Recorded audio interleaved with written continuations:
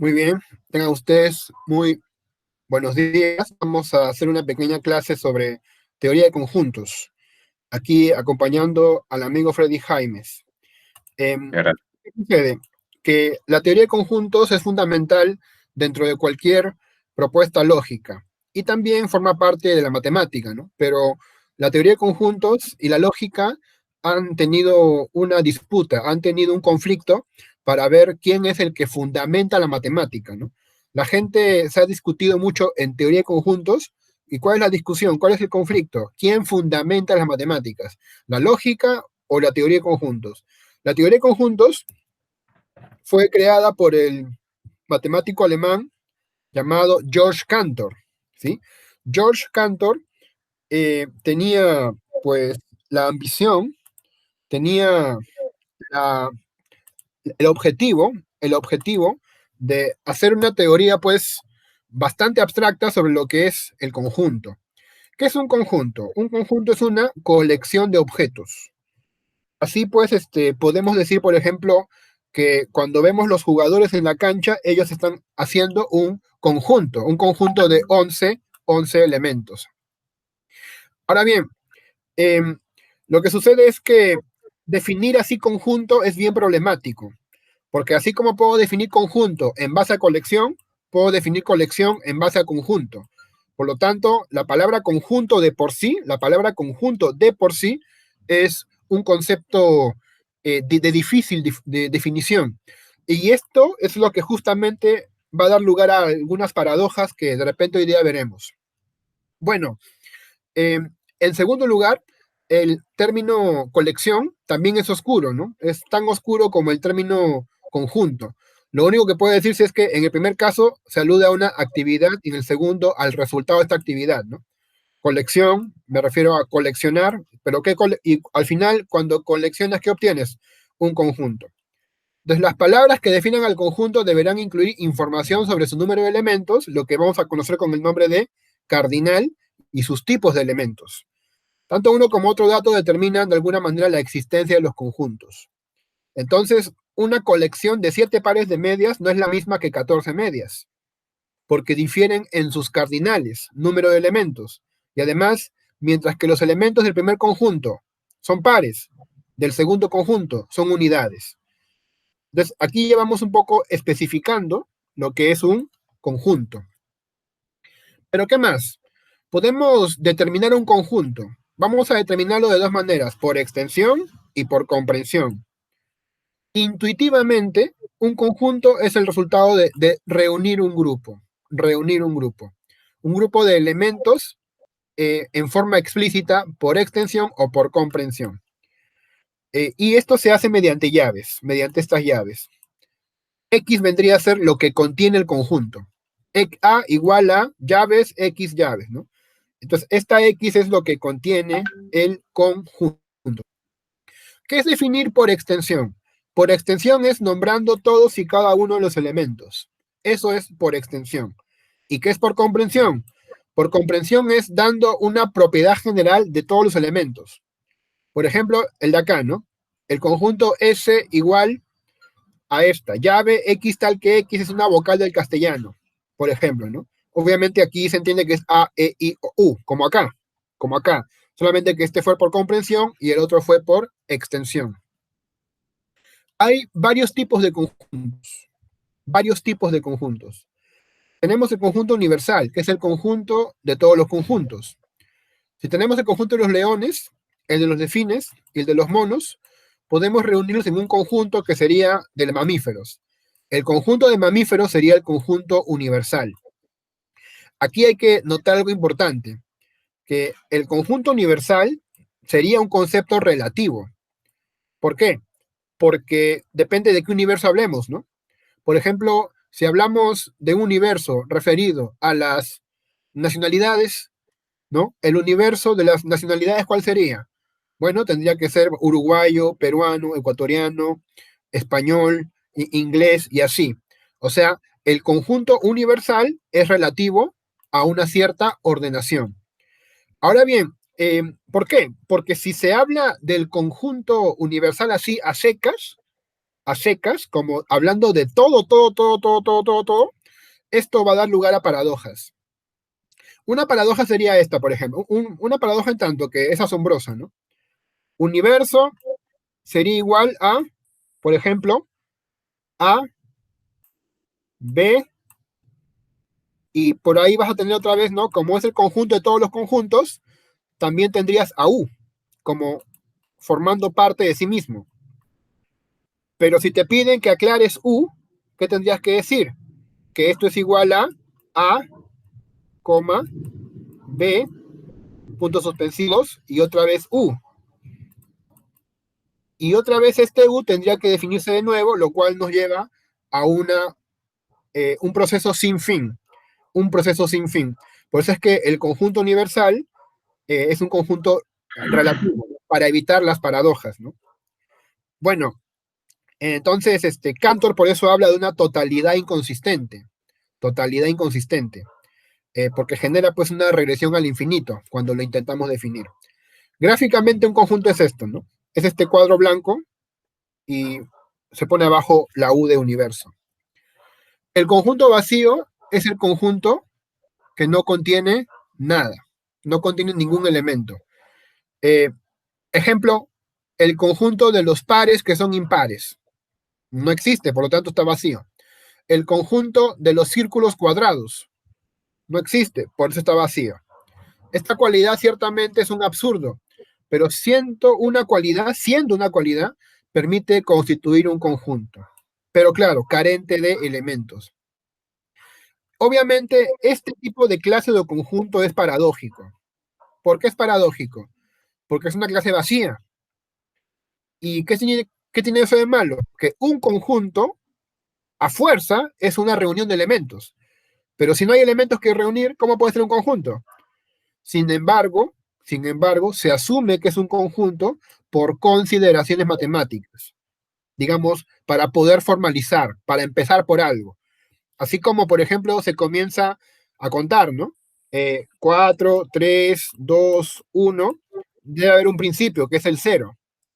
Por consideraciones se asume que el cero es un número, si bien el cero no representa ninguna cantidad, mientras que 1, 2, 3 y 4 sí representan cantidades, el cero no representa ninguna cantidad, pero se asume que es un número, para empezar, por consideraciones matemáticas, por consideraciones formales. De la misma manera, el conjunto vacío se asume que es un conjunto, a pesar de que no reúne nada.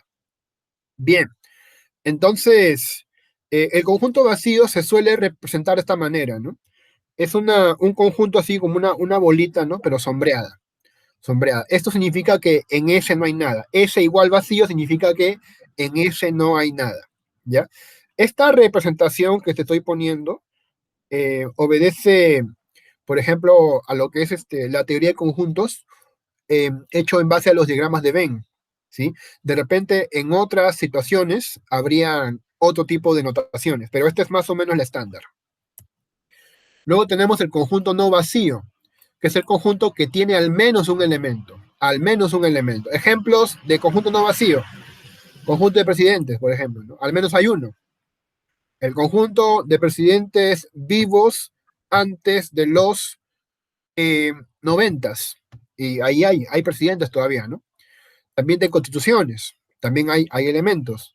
Y se representa con una X acá encima, ¿no? ¿Qué significa esto? S diferente del vacío. ¿Por qué es diferente el vacío? Porque hay al menos un elemento. Un elemento. Claro, correcto, muy bien. Entonces, sucede de que el conjunto unitario es un tipo de conjunto no vacío. ¿Qué es el conjunto unitario? El conjunto que tiene un elemento nada más. Sin embargo, este conjunto unitario también tiene un problema, ¿no? De que este conjunto unitario también tiene un problema. ¿Cuál vendría a ser? Es un sinsentido. ¿Por qué? Porque, repito, un conjunto es una colección de cosas, pero como una colección de cosas va a ser solamente una cosa, ¿sí? Entonces también ahí hay un problema, digamos, filosófico, ¿no? Si lo quieren ver así, ¿no? Pues acaso esto que te estoy diciendo, los matemáticos no los ven, ¿no? Porque realmente son preguntas que van más allá de su disciplina, ¿no? De hecho, un poco estamos haciendo filosofía de las matemáticas al hablar de estas cosas. Muy bien. Tipos de conjuntos también, ¿no? Complemento de un conjunto. El conjunto complemento de A es el conjunto formado por todos los elementos que no pertenecen a A, ¿sí? Por ejemplo, yo te digo, a ver, el conjunto de los días de la semana. Si el conjunto A, tenemos un universo que es el día de la semana. Si el conjunto A es lunes, martes, miércoles, jueves, viernes, ¿cuál sería el complemento de A?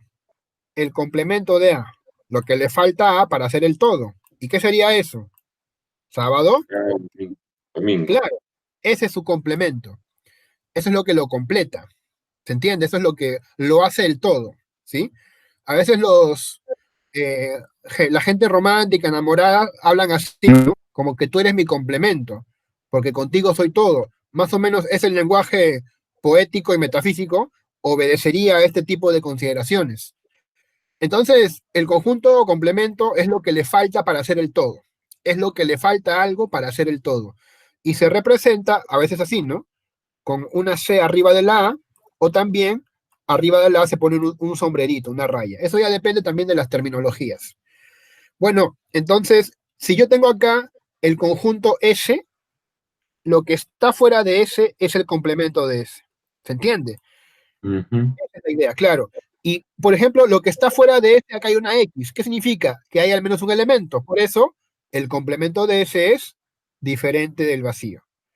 Pero si Ujú. está sombreado, ¿qué significa? Que no hay nada. Porque Mira, está sombreado es porque está vacío. Por lo tanto, el complemento de S es igual al vacío. vacío. Claro. Ahora, tenemos tipos de conjuntos. Tipos de conjuntos. Cuando hablamos de las relaciones entre dos conjuntos, vamos a ver diferentes relaciones entre dos conjuntos. Bien. Por ejemplo, acá tenemos al conjunto S y al conjunto P. A ver, voy a hacerte un ejemplo cualquiera, ¿ya? A ver, libros didácticos, libros didácticos, libros didácticos. Bien, aquí está el conjunto de los libros, este es el conjunto de los libros y este es el conjunto de los didácticos. A ver, dime, ¿dónde están aquellos que son libros y a la vez didácticos? Y Ah, al medio, acá hay números, 1, 2, 3, 4. Hay 4 zonas. ¿Dónde están los que son libros y didácticos? Creo que ya dijiste, ¿no? claro, al 3, Al medio, ¿no? Al al medio. medio, al medio de intersección, ahí. ¿Y cómo se representa? SP. Esta zona se llama SP, ¿no? Esta terminología es para, digamos, un curso de lógicas y logística.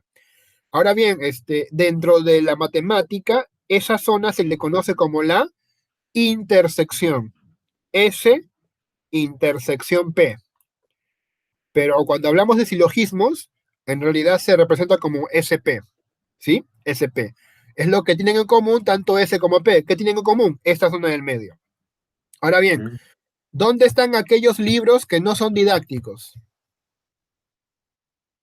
En libro, en 2, En dos.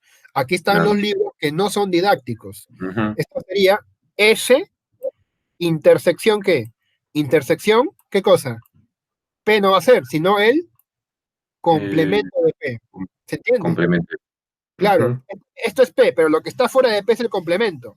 Entonces, ujú. S intersectado con el complemento de P es la zona número 2. Y como ya te podés dar cuenta, la zona número 4 es lo que es el complemento de ese intersección P. Ya te das cuenta. Y Ujú. acá, a ver, ¿qué sería la zona número 1 significativamente? Si estos libros, si estos didácticos, ¿qué sería la zona número 1? Bueno, esos son el complemento, pues, ¿no? O sea, lingüísticamente, aquí quiénes están. Ahí estarían los libros. Bueno, No, no, ahí no, sería. no, No, no, no, no, no, no, no. no. A ver, mira, vamos por orden, mira. Aquí están los libros que son didácticos. Aquí Ujú. están los que son libros, pero no son didácticos. Acá están los que son didácticos, pero no son libros. ¿Y aquí quién estarían? Los eh, libros. Ah, no, espérate. Serían libros. Fíjate. Los que no son libros, Genial. ¿Y qué más? ¿Y qué más? no son libros, ni tampoco son didácticos. Excelente. Excelente, eso es. Claro, lo que está fuera de ese es lo que no es libro. Lo que está fuera de P es lo que no es didáctico, porque hemos quedado en que este es L y este es L de libro y este es D de didáctico. Ujú, Genial, ¿no? Te das cuenta que la cosa es bien intuitiva y también de paso recuerdas algunas cosas que seguramente ya están refrescándose. ujú, El cardinal, ¿qué es el cardinal? El cardinal es el número de elementos de un conjunto, el número de elementos. El número de elementos es un criterio fundamental para clasificar los conjuntos. Básicamente podemos dividir los conjuntos en dos grandes grupos, aquellos que tienen un cardinal finito y los que tienen un cardinal infinito. ¿Hay qué tipos de números hay? Por ejemplo, los conjuntos numéricos, ¿no? Números naturales, números enteros, sí, positivos y negativos, números fraccionarios, ¿no? escenario, Fraccionarios. Y aquí están los números complejos, que son infinitos, que son infinitos. Sin embargo, y esta es la cuestión bastante, digamos, interesante, compleja, es que no son igual de infinitos. Y esto es raro, porque uno piensa que infinito es esto, ¿no? Puede haber ujú, un, puede haber un infinito más grande que otro infinito, y esto es lo más alucinante. Cantor planteó que sí. Cantor demostró esto, demostró que hay infinitos que son más grandes que otros. Y esto implica una jerarquía de infinitos, lo cual se le conoce con el término Aleph. Aleph. Aleph es una palabra hebrea para nombrar, como tú debes saber, ¿no? La primera letra del abecedario, me parece. ¿Sí? ujú. Muy bien. Bueno, ya un poco te estás preparando para esto. Te voy a poner un material. ¿Cuál es el número más grande?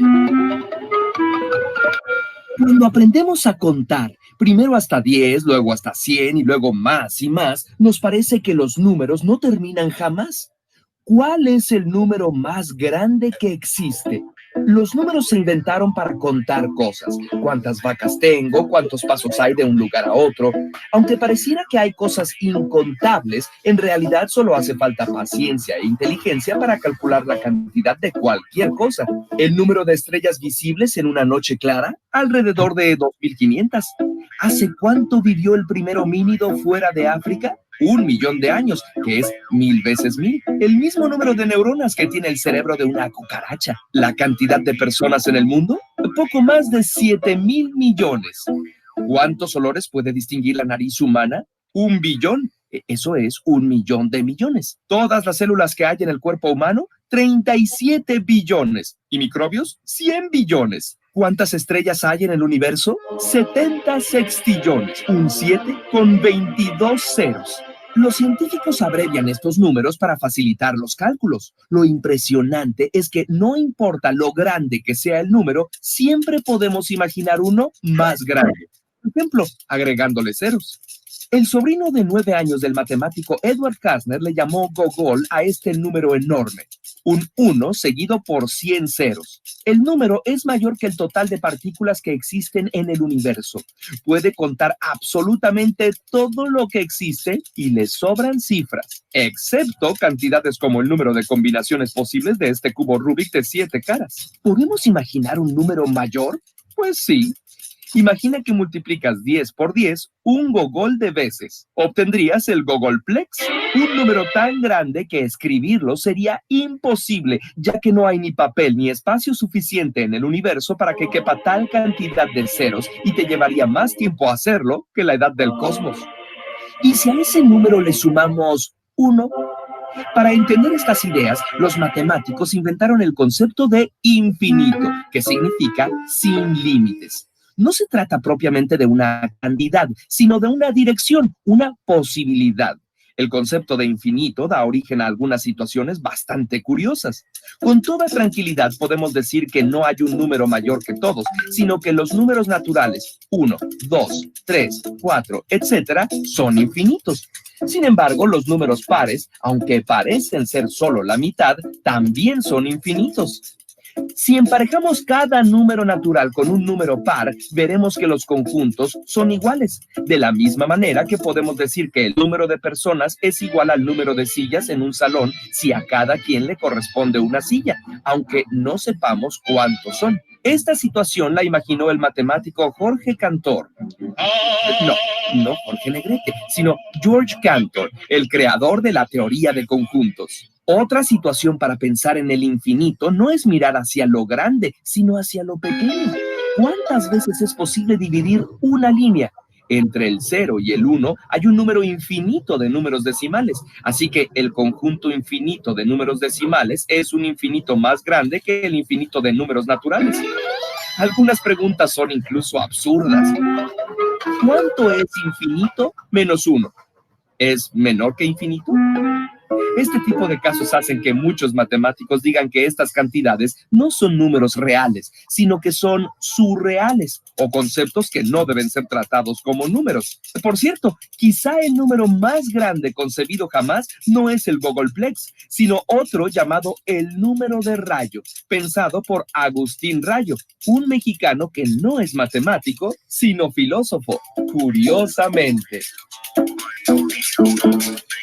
Bueno, interesante el asunto, porque ha mencionado este video dos cosas fundamentales, ¿no? Sin decirlo, pero habló de la correspondencia biunívoca. ¿Qué es la correspondencia biunívoca? La idea de que dos conjuntos se corresponden biunívocamente si comparten elementos de tal forma que a cada uno de los elementos le corresponde otro. ¿Se entiende? Por eso, ¿cómo puedo saber yo que hay igual número de sillas e igual número de invitados? Si cada silla está ocupada por un invitado. Decimos que el conjunto de sillas y el conjunto de invitados se corresponden biunívocamente, ¿sí? Este tipo de concepto te va a ayudar a entender, por ejemplo, la llamada paradoja de Cantor. No sé si conoces la paradoja de Cantor. No. No, ¿verdad? Ya. En todo caso, la vamos a ver, ¿no? Perdón, quise decir la paradoja de Galileo. A ver, te la puedo plantear Ya, de forma esquemática, ¿ya? La ya. paradoja de Galileo más o menos dice esto, ¿ya? Eh, la paradoja de Galileo dice esto, ¿no? Tenemos el conjunto de números naturales, 1, 2, 3, 4, 5. Pero también tenemos el conjunto de números cuadrados, 1, 4, 9, 16, 25. Y así. Sabemos que los números naturales son infinitos y los números cuadrados son infinitos también. Pero ¿qué sucede? De que si los contamos, por ejemplo, del 1 al 10, aquí hay 10 elementos, del 1 al 10, pero aquí solamente habrían 3, el 1, el 4 y el 9. Si lo contamos del 1 al 100, del 1 al 100, habrían 100 elementos acá, pero entre los cuadráticos, ¿cuántos habían? Solamente habrían 10, ¿te das cuenta? ¿Qué sucede entonces? De que el número de números hasta un determinado número, por ejemplo hasta el 100, en los números naturales es mayor que el de los números cuadráticos, ¿sí? O sea, por un lado, tenemos la idea de que ambos son infinitos, pero por otro lado también está el concepto intuitivo de que si tú los cuentas por partes, por ejemplo, del 1 al 100, te das cuenta que hay más números naturales que cuadráticos. ¿Me entiendes? Ujú. Ya. Entonces esto generaría una paradoja, generaría una contradicción. ¿Cuál sería esa contradicción? De que siendo los números cuadráticos Ujú. parte de los números naturales, esto es conjunto de la idea de pertenencia, siendo los números cuadráticos parte de los números naturales, ¿sí? Esa es una parte, ¿sí? Ujú. Mientras que los números naturales son el todo. Sin embargo, te dicen luego que ambos son infinitos. Y es una paradoja. ¿Cómo es posible que el todo sea igual que la parte? Entonces, acá se plantea una contradicción. ¿Y cómo la resuelve George Cantor? George Cantor la resuelve aplicando el concepto de correspondencia biunívoca. ¿Por qué? ¿Por qué son infinitos? Porque a cada número natural, son infinitos, pero son igual de infinitos. O sea, no es que uno sea más grande que otro, son igual de infinitos. ¿Por qué? Porque a cada número natural le va a corresponder un número cuadrático, siempre. Entonces, cuando tú vayas hasta, por ejemplo, el 100 habrá 100 al cuadrado, y así. Por lo tanto, los dos son igual de infinitos, y esto lo puede ver mejor entonces el matemático George Cantor a la llamada paradoja de Galileo, que te acabo de comentar. Bueno, todo bien entonces, ¿no? Ujú, sí, sí, sí. Vamos a ir por la segunda parte. Como te dije, ya hablamos del infinito, ¿sí?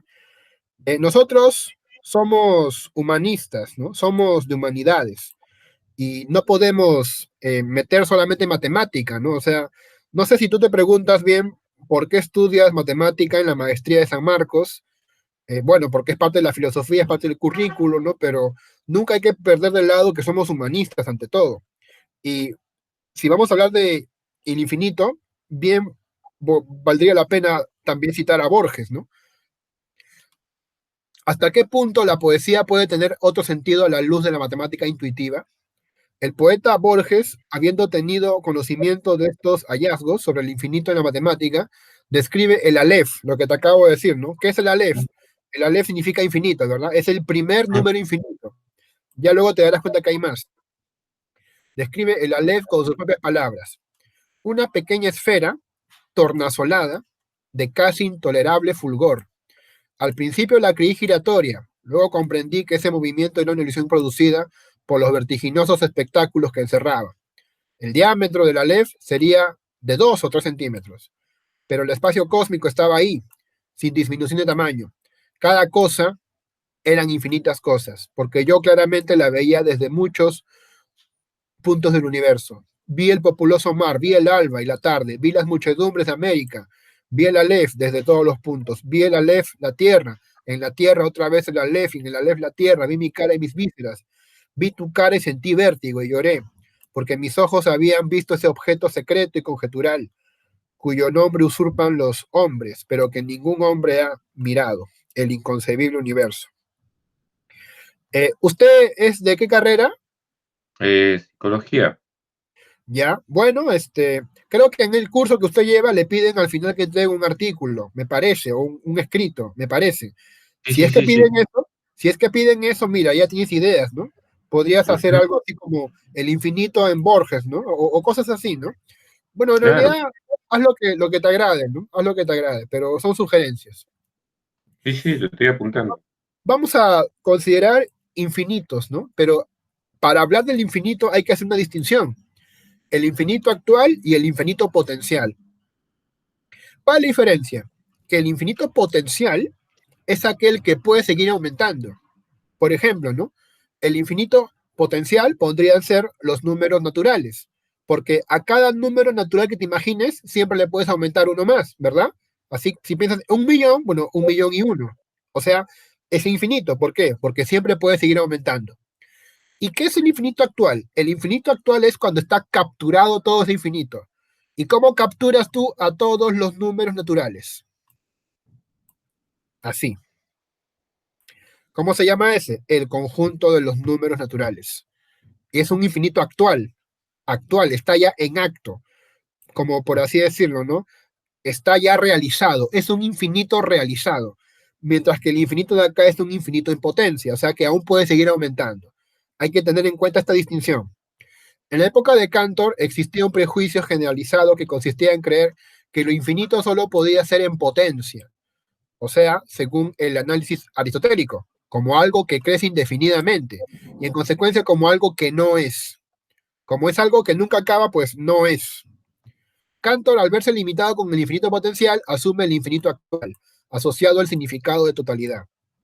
Ahora bien, considerando la radical posición de Cantor con respecto al infinito, se tienen que plantear algunas cosas, algunas preguntas con aliento intuicionista. El intuicionismo es una filosofía de las matemáticas. El intuicionismo fue muy enemigo de Cantor.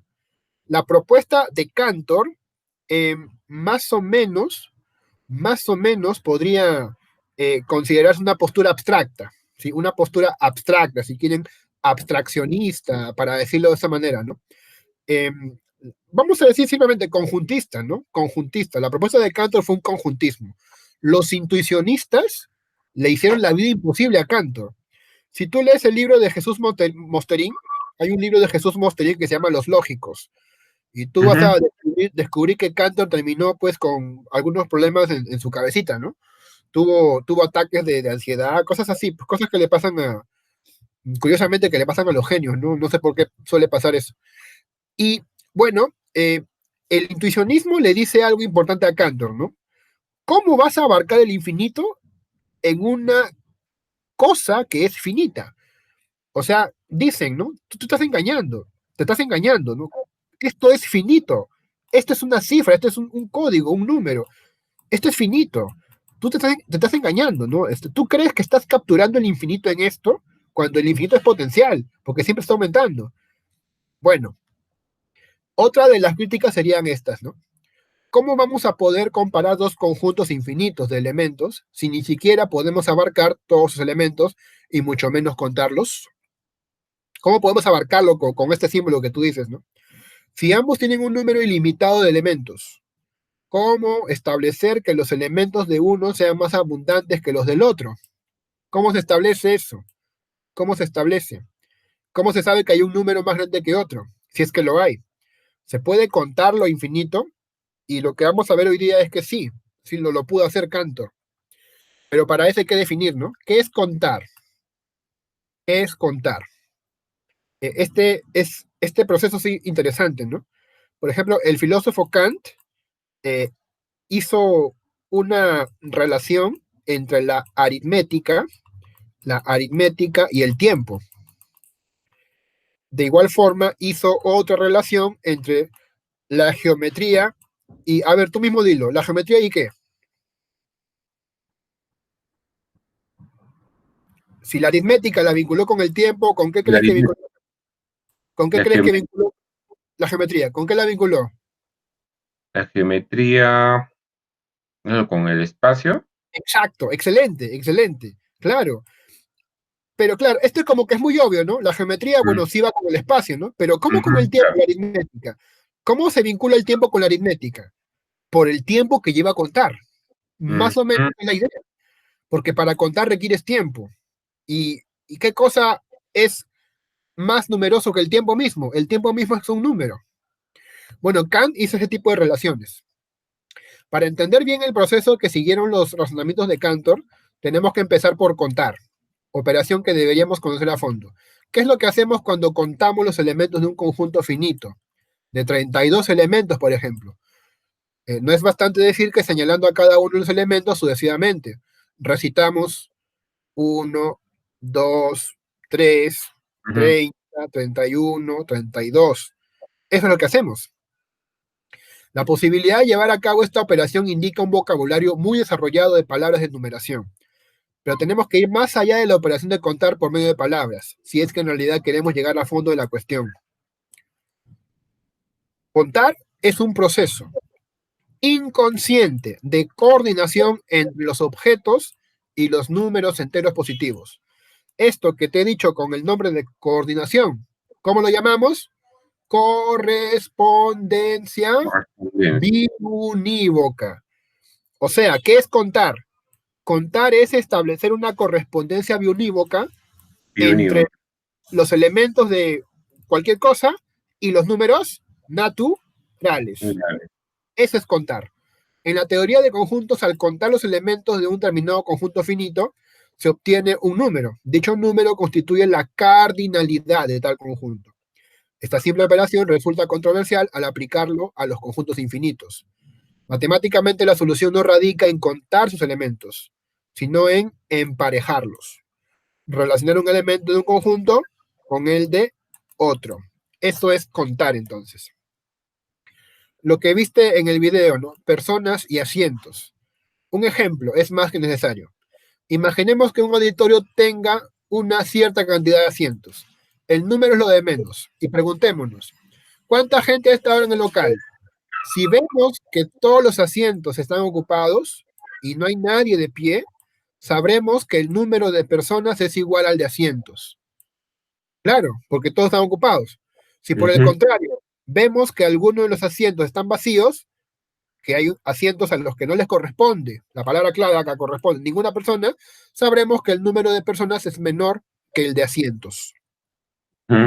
Realmente, si todos los asientos están ocupados y aún queda gente de pie, es decir, si hay personas a las que no les corresponde ningún asiento, sabemos que el número de personas es mayor que el de asientos. Ya te pongo de forma más explícita, ¿no? Equivalencia y correspondencia. Esta operación resulta mucho más práctica que la de contar. El número de personas por un lado y por otro lado el número de sillas. Pues para determinar el cardinal de cada conjunto ha bastado una correlación. Yo no tuve que contar a cada uno, simplemente tuve que ver una correlación. De este modo, Cantor introdujo la importante definición de equivalencia entre conjuntos. Dos conjuntos son equivalentes si podemos poner en correspondencia, si los podemos poner en correspondencia por una determinada ley, los elementos de un conjunto con los del otro. ¿No? Lo cual tiene sentido, ¿no? O sea, hay dos conjuntos serán equivalentes si y solo si a cada conjunto le corresponde otro. Eso es básicamente lo que está diciendo. Si a cada conjunto le corresponde otro, si a cada elemento de un conjunto le corresponde otro, decimos que son equivalentes. Esta determinada ley obliga a cada elemento de un primer conjunto a que le corresponda un y solo un elemento del segundo. Esta correspondencia entre los elementos de dos determinados conjuntos se llama de uno a uno o correspondencia biunívoca. Con esta definición se llegarán a conclusiones que antes parecían paradójicas, como el hecho de que hay igual número de cuadrados perfectos que el de números naturales, lo que te acabo de decir. Como le dio a entender a Galileo que lo lógico es que hubiera menos, ¿no? Lo que te conté al comienzo, ¿recuerdas, no? Te dije los números cuadrados y los números enteros. Ya, eso es lo que estamos viendo. Vamos a ver el proceso, el concepto de numerabilidad. Cantor llamó numerables, después va a hablar de innumerables, pero vamos a ver los numerables, a aquellos conjuntos cuyos elementos podían ponerse en correspondencia biunívoca con los elementos del conjunto de los números naturales. Eso es lo que hizo, ¿no? Numerables son conjuntos que se ponen en correspondencia biunívoca con los elementos del conjunto de los números naturales. Más fácil, numerables son aquellos conjuntos cuyos elementos se pueden contar. ¿Se entiende? Más fácil, ¿ya? Ejemplos de conjuntos numerables, los enteros, racionales, por ejemplo. Y también introdujo el primer número transfinito. Este es el símbolo, Aleph. Ese símbolo, Aleph, la primera letra del alfabeto hebreo. Aleph con subíndice 0. Aquí debería haber un 0, ¿ya? Si hay un 0 ahí, se llama Aleph 0. Luego habrá Aleph 1, luego habrá Aleph 2, ¿no? Eso te voy a mostrar ahorita. Para determinar el número de elementos que tiene un conjunto infinito numerable. El siguiente paso fue demostrar la no numerabilidad del continuo, es decir, de los números reales. Y esto es interesante, ¿eh? Él te va a demostrar que los números reales no son numerables. O sea, sus elementos no pueden ser puestos en correspondencia con los elementos del conjunto de los números naturales. Con lo que se probaría que el cardinal de los números reales era mayor, estricto, que el de los conjuntos numerables. Este teorema, junto con la técnica llamada diagonalización, esto lo voy a mostrar también, es uno de los resultados más importantes de George Cantor. Esto fue lo que le dio fama, ¿no? Pues por primera vez reflejaba el hecho de que hay conjuntos infinitos con una cardinalidad mayor que la de otros. En este caso, los puntos del intervalo 0,1 de la recta real son más abundantes que los elementos del conjunto de números naturales. Fíjate en esta cuestión bien llamativa. Los puntos de este intervalo son más numerosos, son más abundantes que todos los números naturales juntos. Y esto lo vamos a probar, ¿eh? Aclararemos el concepto de diagonalización planteado por Cantor y tan relacionado con el concepto de numerabilidad. Consideremos n números reales x en el intervalo. Para todo n que pertenece a los naturales, x sub n está entre 0 y es menor o igual que 1. Es mayor que 1, pero es menor o igual que 1. O sea, x sub n, ¿qué vendría a ser? X sub n vendrían a ser cualquier número comprendido entre 0 y 1. Cada número real en este intervalo está representado de modo único por una fracción decimal no terminativa propia. Es decir, una fracción decimal que tiene su primer dígito significativo, diferente de 0, a la derecha del punto decimal, y un número infinito de dígitos que no son 0. ¿Sí? Entonces, ¿cuál sería, por ejemplo, una fracción decimal no terminativa propia, ¿no? 1, por ejemplo, ¿no? Bueno, para que sea entre 0 y 1, ¿no? 0,1, 2, 3, 4, 5, 6, ya, eso es, por ejemplo, ¿sí? Esa es la idea. Admitiendo esto, aceptemos que toda fracción propia decimal no terminativa representa un número real único en el intervalo, ¿sí? A cada fracción le corresponde este tipo de representación. Bien, cualquier fracción tendrá este tipo de representación. 0,xyz, ¿no? 0,abc, por ejemplo. Llamemos numerables a todos aquellos conjuntos cuyos elementos pueden ser puestos en correspondencia uno a uno con los elementos del conjunto de los números naturales. Supongamos ahora que los números x sub 0, x sub 1, x sub 2, x sub 3, x sub a conforman una enumerable lista infinita de todos los números reales que pertenecen al intervalo entre 0 y 1. Fíjate esta interesante cuestión. Imagínate que esta lista de números, por ejemplo, acá puede ser, ¿no? X sub 3, por ejemplo, ¿no? X sub 3 es esto, por ejemplo, 0,1, 2, 3, 4, 5, 6. Puede ser eso, puede ser, ¿sí? Entonces, imagínate que se pone en lista, ¿no? X1, X2, X3 y así, continuamos. Entonces, imagínate que pongo en orden a todos los números contenidos entre 0 y 1, que pertenecen al intervalo entre 0 y 1, ¿no? Escribamos una debajo de otra sus respectivas fracciones decimales no terminativas, aprovechando el esquema matricial fila-columna. Este es el orden. X sub 0, X sub 1, X sub 2, X sub 3. ¿Bien? Y vamos a ordenarlos así, miren ya. Mira ya. ¿Cómo es X sub 0? A ver, 0, X00, X01, X02, X03. Es para que veas que hay un orden. ¿Cómo es el X1? A ver, 0, X10, X11, X12, X13. ¿Cómo es X2? 0, X20, X21, X22, X23.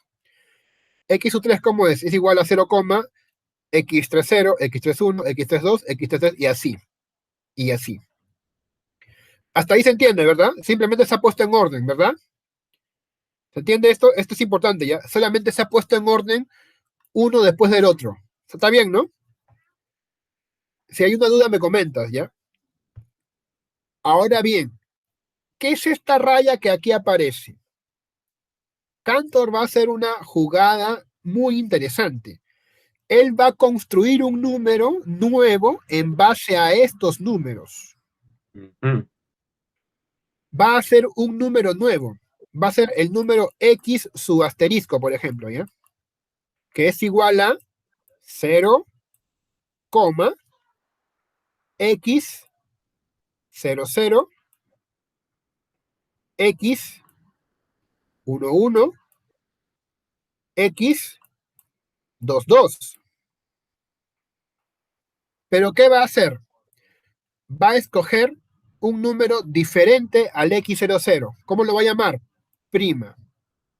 Un número diferente al x11. ¿Cómo lo va a llamar? Prima. Un número diferente al x22. ¿Cómo lo va a llamar? Prima. Y así.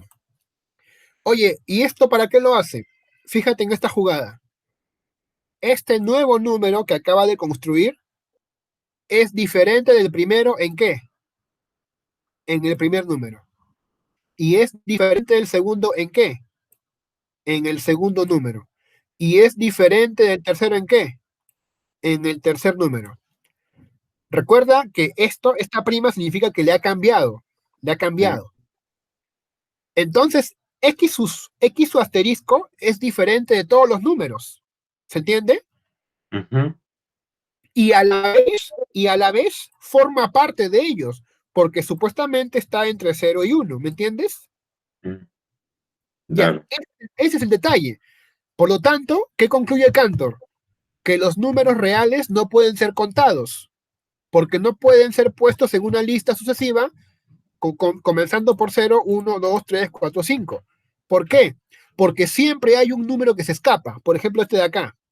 Este de acá no aparece en esta lista, no va a aparecer nunca, porque es un número diferente de todos los números en al menos una cifra.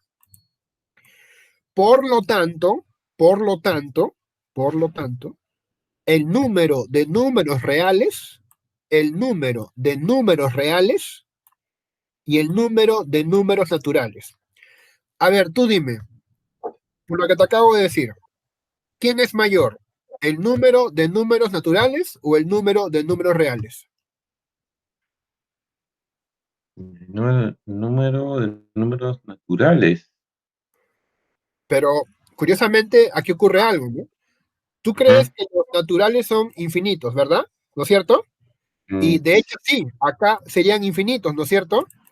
Si Ujú. fuera, si fuera un número, digamos, total de infinito, si aquí se encontraran todos los números, ¿cómo es posible que Cantor haya encontrado otro número que por definición no está en la lista? ¿Se entiende? Este Mm, número no está en la lista, por lo tanto, eh, y vuelvo a la pregunta, ¿quién tiene más cantidad? ¿Los números reales comprendidos entre 0 y 1 o todos los números naturales? Bueno, con esta lógica sería el de los reales, pues, ¿no? Exacto, exacto. Lo cual un poco te tiene que haber hecho añicos el paradigma de que hay solamente un infinito. Cantor te acaba de demostrar que hay otro infinito. Hay un infinito más grande que el infinito que el Aleph cero. El Aleph cero es esto, ¿no? Ya, hay un infinito más grande que eso, que es lo que se llama el número C. Bueno, en realidad muchos le ponen el número C, ¿no? Ujú. La pregunta que se hacen algunos es, ¿el número C es Aleph sub 1? Es la pregunta que se hacen. ¿El número C es Aleph sub 1? ¿Sí o no? O sea, ¿es el número sucesivo? ¿Es el número que viene después del Aleph sub 0? ¿O entre el C y el Aleph sub 0 hay otro Aleph más? Ya, esas son preguntas ya, digamos, de más alto calibre. Ya. Simplemente para ya redondear lo que te he dicho, ¿ya? Lo que viene ahorita simplemente es una explicación literal de lo que te acabo de decir. Seleccionemos la fracción diagonal, mostrada por la línea trazada, sea el decimal 0, x00, x11, x22, x33. Cambiemos en ella cada uno de los sucesivos dígitos xnn por un dígito diferente, xnn'. Así, 0, x00', x11', x22', x33' es diferente de cada uno de los números de la tabla anterior, puesto que difiere del primer número en su primer decimal, del segundo en su segundo decimal, y en general difiere del enésimo número en su enésimo decimal. Esto prueba que el esquema matricial anterior no contiene todos y cada uno de los números del intervalo 0-1.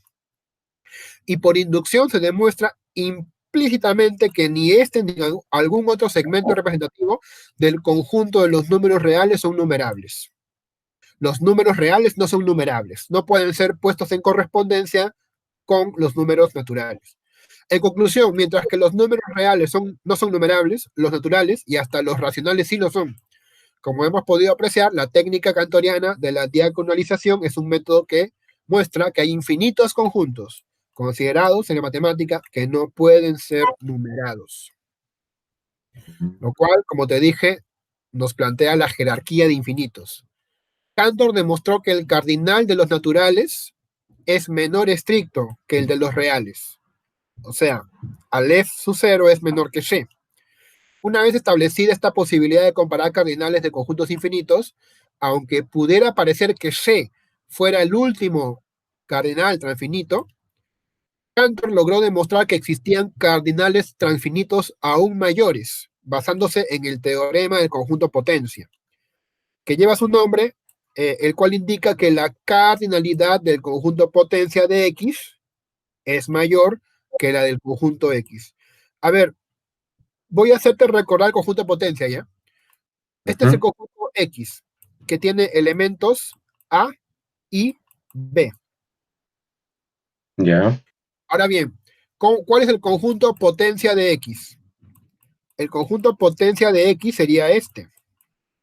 El conjunto que tiene como elementos al A, fíjate, el conjunto que tiene como elementos al conjunto A, al conjunto B, al conjunto de A y B y al vacío. Mientras que el conjunto X tiene dos elementos, ¿cuántos elementos tiene la potencia de X? 4. 4. Si el conjunto X tiene n elementos, ¿cuántos elementos tendrá su potencia?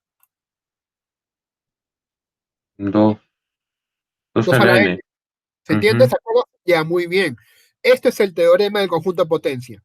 Entonces, si tú quieres construir cardinales transfinitos más grandes, ya te imaginarás qué van a hacer, ¿no? Si tenemos acá Aleph 0, ¿cómo haces un cardinal transfinito más grande?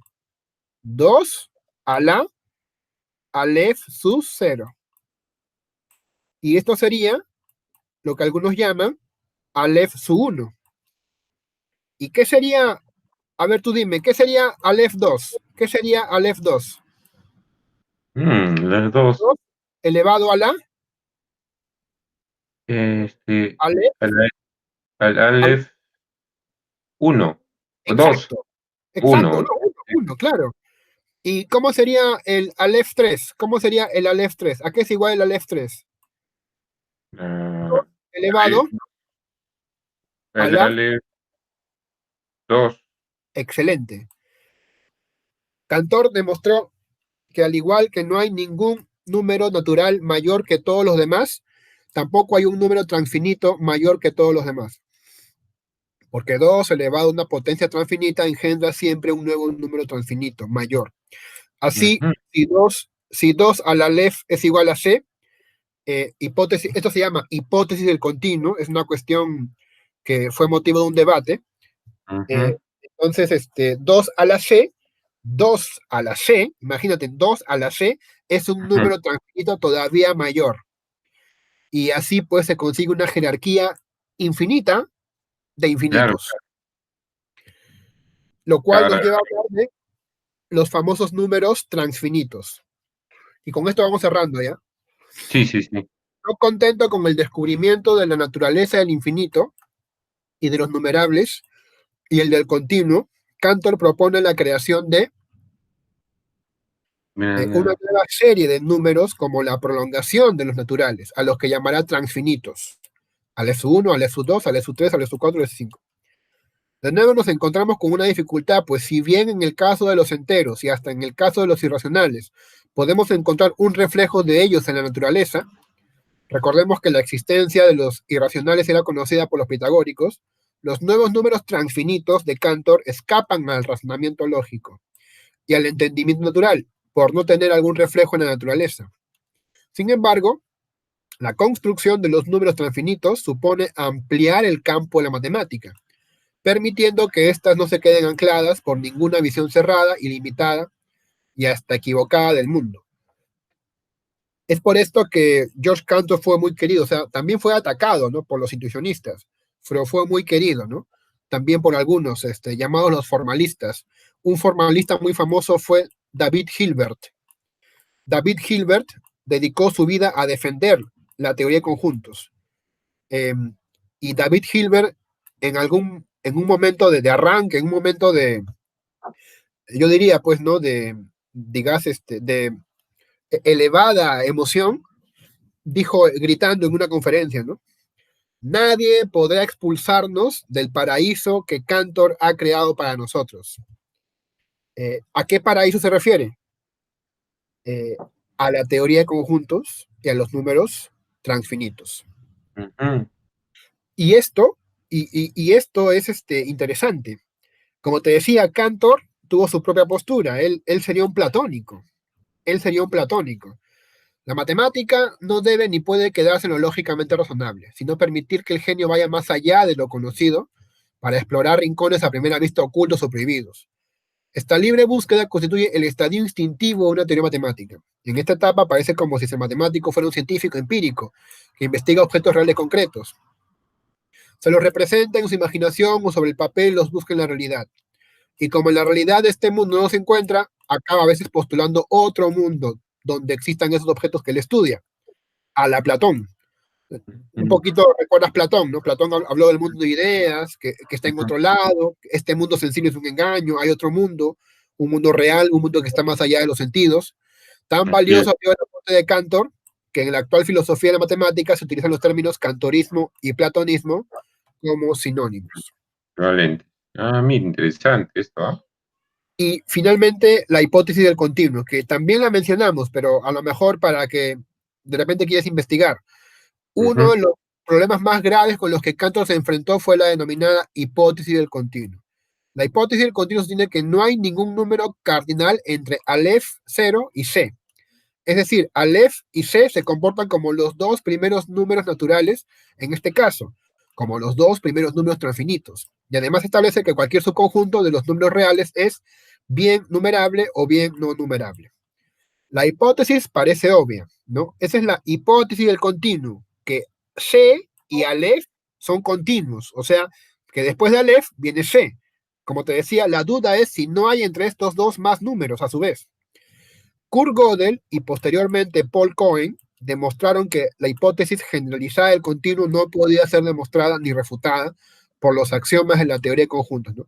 Finalmente, la hipótesis del continuo va a terminar siendo llamada un axioma independiente, que no puede ser, o sea, que puede ser agregada a cualquier teoría, porque en Ujú. realidad se adecua a cualquier sistema axiomático. En cualquier sistema axiomático sobre la teoría de conjuntos, tú puedes agregar como sacar la hipótesis del continuo y eso no genera mayores problemas. Esto último fortalece la sospecha de que la hipótesis del continuo goza de independencia con respecto a los demás axiomas. ¿Listo? Ujú. Entonces, vamos a dejar de grabar. Estupendo.